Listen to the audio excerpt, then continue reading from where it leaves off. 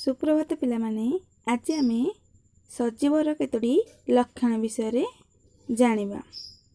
प्रथमे आम जानिबा जे बगीचारे छोट बड़ अनेक गछ थांती।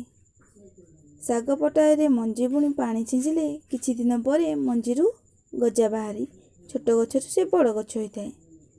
सेहिपरि आंब पणस निंब बर बेल आदि बड़ गछ सबु मध्य साग गछ परी मंजीरु बाहरी धीरे धीरे बड़ होइथांती। कुकुड़ा अंडारु कुकुड़ा चियां बाहरी बड़ कुकुड़ा हुए। आमे सबु मध्य छोटरु बड़ हेउथाउ। एथरु आमे जानले जे सजीव छोटरु बड़ होइथाय। बगीचारे थिबा फूल गछ मूଳରେ पानी न देले गछटी मरी जाए, कारण पानी न पाइले गछटी माटीरु खाद्य खाई पारे नाही। आमे मध्य खाद्य न खाइले मरीजिबा। एथरु आमे जानले जे सजीव खाद्य खाआंती। शोइथिबा कुकुरर छाती को लक्ष्य कर। कुकुरर छाती किपरि उठुछि पडुछि। वर्तमान निज छाती उपरे हाथ रख। सेमिति अनुभव हेउछि कि एपरि काहेकि हेउछि? कारण आमे श्वासक्रिया करुछे। श्वासक्रिया नाक बाटे वायु नेबा ओ छाड़िबा क्रिया को श्वासक्रिया कहती। एठारे नाक बाटे वायु नेबा को प्रश्वास कहती और छाड़िबा को निश्वास कहती। प्राणी मानक परी उद्भिद माने मध्य श्वासक्रिया करती। एथिरु आमे जानिले जे सजीव माने श्वासक्रिया करती।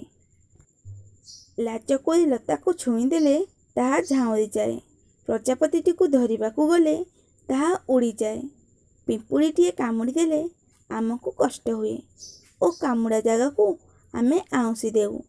एहीपरि सबु प्राणी और उद्भिद अनुभव करती और प्रतिक्रिया देखाती। एथिरु आमे जानिले जे सजीव अनुभव करी प्रतिक्रिया प्रकाश करती।